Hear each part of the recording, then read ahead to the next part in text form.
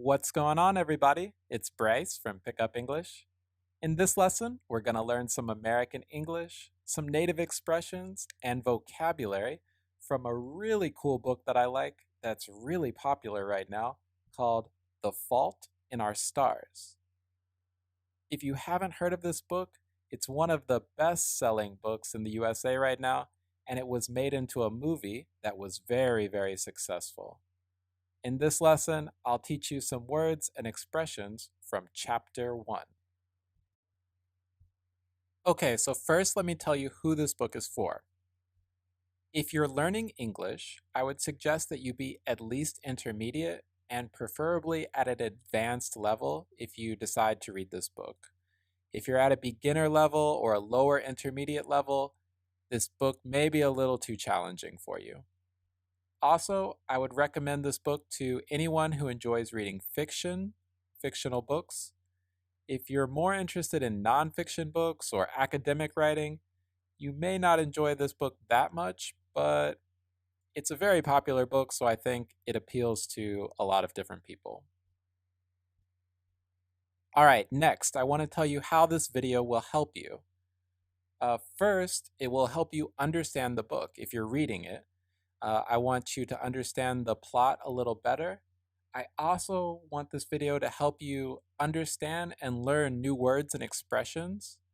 I know a lot of my students say that when they read English books, the vocabulary is really tricky and really difficult because a lot of the expressions are idiomatic, a lot of them are slang, and a lot of them are cultural references that even if you look up online or in a dictionary, it's still difficult to understand the meaning. So I want this video to save you time so that you don't have to look up all of the difficult words in the book. And I just want you to be able to understand the real meanings because I know that when you look up some of these words in the book online, it's really difficult to find the real true meaning. So I've already read the book and I can tell you the meanings.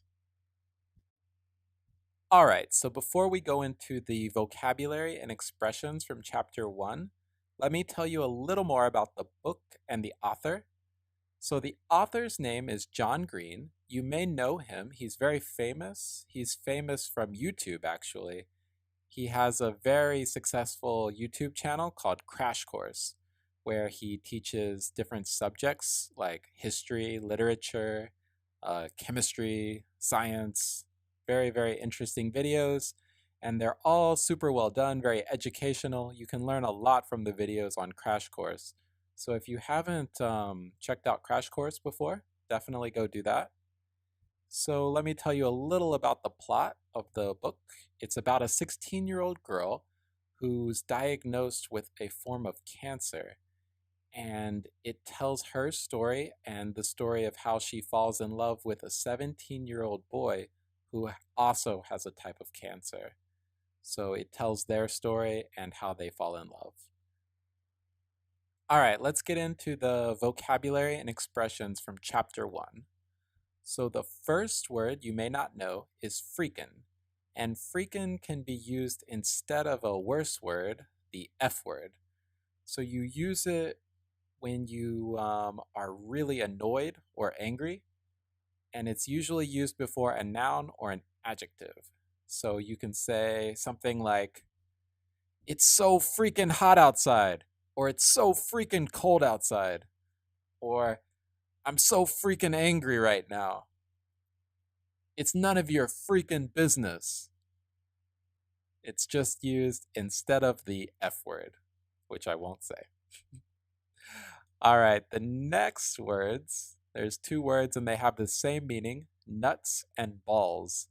So it's not the meaning that maybe you think you know, like nuts, like the food, or balls, like the object you use to play sports with. It's a different meaning. It's a slang expression, and it's an expression meant to describe a man's testicles. And if you don't know what testicles are, maybe you can look that up on your own. I don't really want to explain it in great detail. Basically, it's a man's private parts. So you can say nuts or balls to describe those. And here are some examples. He had to leave the basketball game because he got kicked in the balls. Ouch. Another example, he stopped doing karate because he got kicked in the nuts too many times. That probably hurt a lot. All right, and PDA is the next word. It's not actually a word, it's an acronym, which means letters that represent different words.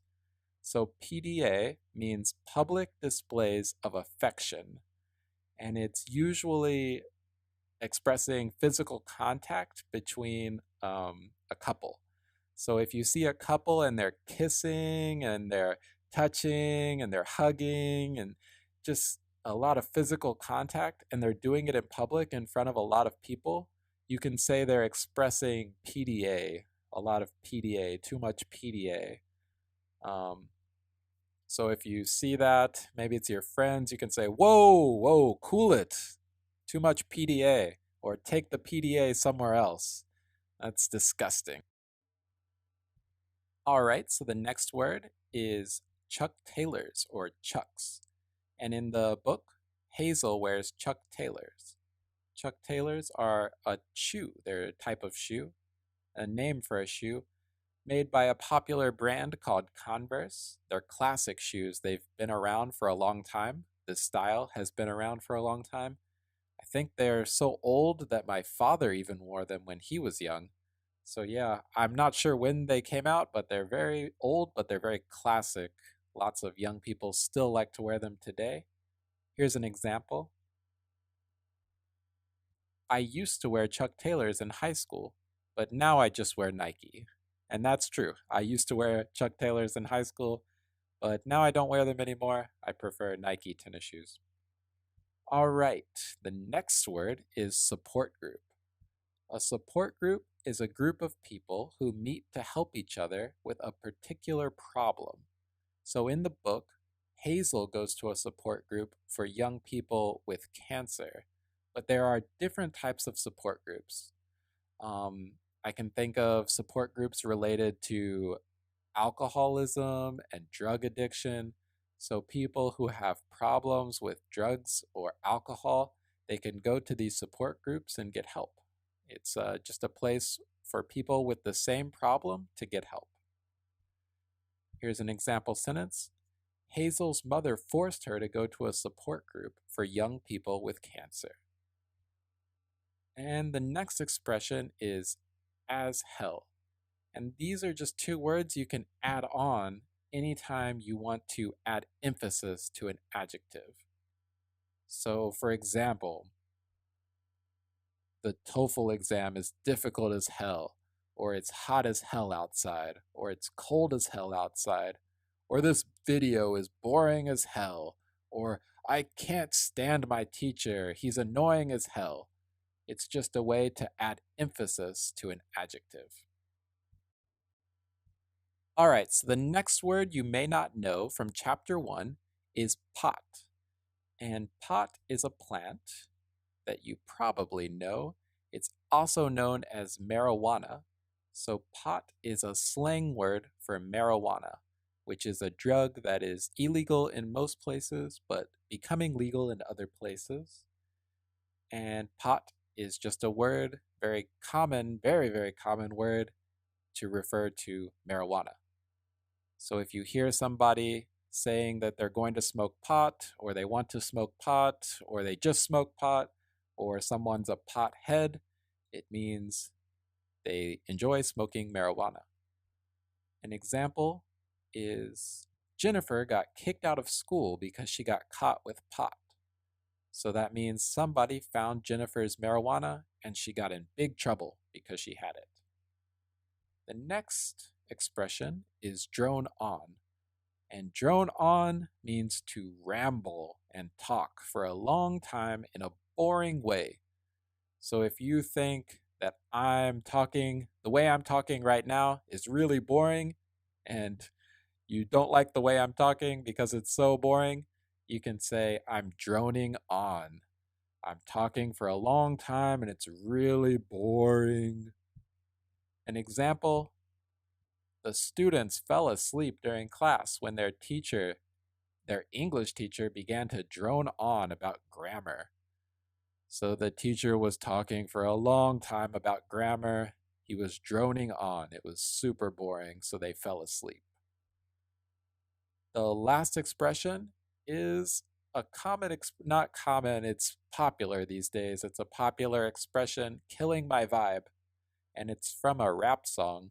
And it means to ruin someone's current good mood or feelings. If you kill someone's vibe, you say something or do something that makes someone who was in a good mood in a bad mood. You make them start to feel unhappy when they were feeling really good just a few moments ago. An example, don't kill my vibe. I'm feeling good. Don't do anything to ruin my good mood. All right, so now I want to give you a very brief summary of Chapter 1. So if you read it and you didn't understand the key points in the chapter, this will help you. So the chapter starts off and Hazel, the main character, the 16-year-old girl, is feeling very, very sad. She's extremely depressed because of her cancer and the way her life is going. She's feeling bad, and her mother who wants to help her just get in a better mood, she encourages Hazel to go to the support group, the place where other young people can go for help because they're suffering from cancer.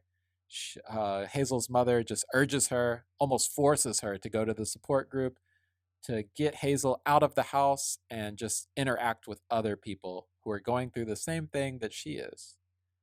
And at the support group, Hazel just doesn't like anyone. She thinks most of the people are annoying, especially the leader of the support group.